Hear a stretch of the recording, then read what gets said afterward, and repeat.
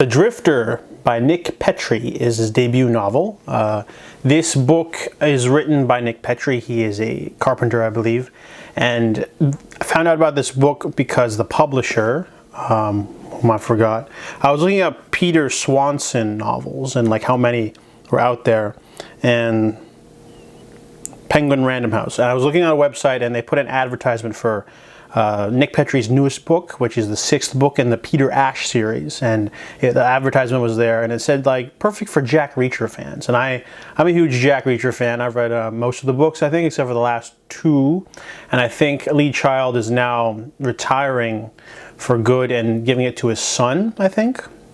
So it's not like I'm not gonna like not read them, but there's nothing wrong with checking out a book that's similar to a series you like. So Peter Ash, Lieutenant Peter Ash, is a former Marine, and he has a sort of PTSD mental illness called the white static. Basically, if he's ever in a building, it starts to rise up in the back of his neck, and he sort of gets panicky and clammy.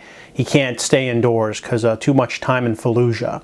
So he's been living like a Bear Grylls type man, living from his truck. There's like his truck has like a built-in kitchen inside of it and a place to sleep, and he just sort of lives off the land like an endless camping trip until he finds news that his commanding officer has killed himself. So Peter goes back to Milwaukee to offer the widow some help, and he finds a suitcase with money in it underneath the rotting porch that he's fixing. So now Peter Ash is sort of roped into this sort of situation. Why does his dead friend have so much money, you know, in this mysterious suitcase? And he's got to solve this mystery.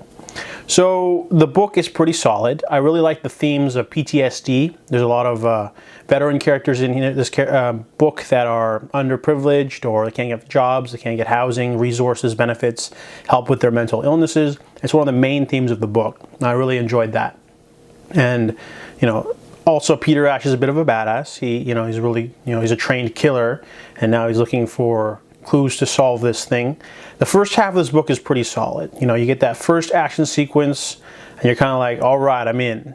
But then halfway through the book, I don't know if it was the author's choice or not. It is his first book, but basically they don't really hide who the villain is. It's very predictable. Like, you can see it coming a mile away. It's not like he tried to hide it, but it sort of just unfolds in like a very non-dramatic way. You're just kind of like, oh, okay. And then the book is divided into 5 parts, and part 5 is the climax.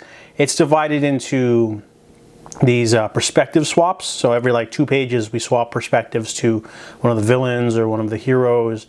And it got a little, weird, because it's like, I understand you can't keep it from Peter's perspective, but it kind of like unfolded really quickly and it was a little underwhelming. And so overall, I really liked the sort of themes of the soldier thing and like the backstory of the main character. Some of the side characters were okay too. They weren't particularly memorable, but we're talking about Peter Ash, And, I read it. It was okay, but it wasn't amazing. I didn't love it. It's just like a action thriller. And so, I mean, I'm not going to count out reading any of the other books in the series, but I'm just saying that I was a little bit so-so for this one.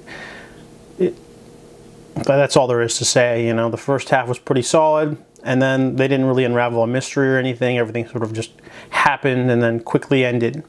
So I give The Drifter by Nick Petrie a 3 out of 5.